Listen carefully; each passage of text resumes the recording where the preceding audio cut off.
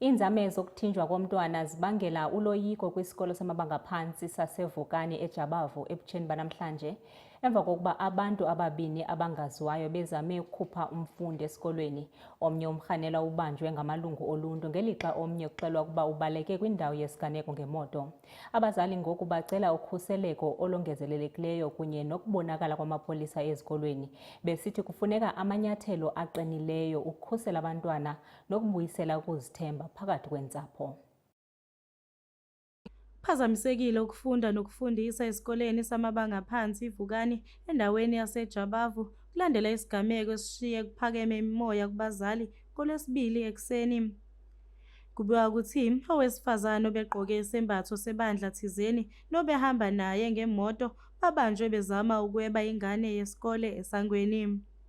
Abazali bathi lesi sigameko asenzeki okokuqala njengoba-ke izingane ziyalahleka ngendlela engaqondakali nasezikoleni eziseduze. Tholakele intombazana ithatha umntwana bebahamba nomama othwele iduku elimhlophe bababiza bomme. Uthola umntwana la u-taxi driver lo labantu abama-transport ufika beka umntwana la. Make beka umntwana uthola ukuthi akunabantu lana.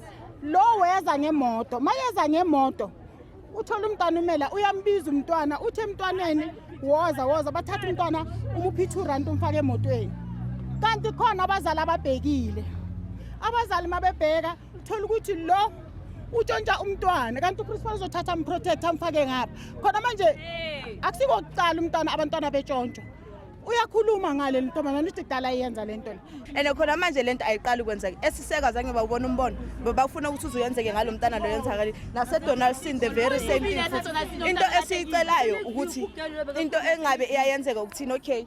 Ama-security akhona ey'kolweni, it's fine, sa-understand lokho. Nama-patrollers, siyacela ukuthi nawo asaround iy'kolo, agade nawo self. Nathi kuyabo mahlalele, we don't mind ukuthi sihlale up until sibone wonke umntana uphelele esikoleni bese siyahamba because nathi sidinga umsebenzi, understand. But nabo ababe reasonable, man, ba-communicate nabazali, bakhulume nathi. Lo wesifazane ubanjiwe wabeselandwa ngamaphoyisa ukuyomvalela njengoba-ke ubezikhulumela yena ukuthi akaqali ukwenza lento kanti komsolo wesibili udle phansi nemoto nokubika ukuthi bekunenye ingane yakwesinye isikole ngaphakathi. Ezindabeni zeSoweto TV, ngikuNokulunga Mthembu ngiseJabavu.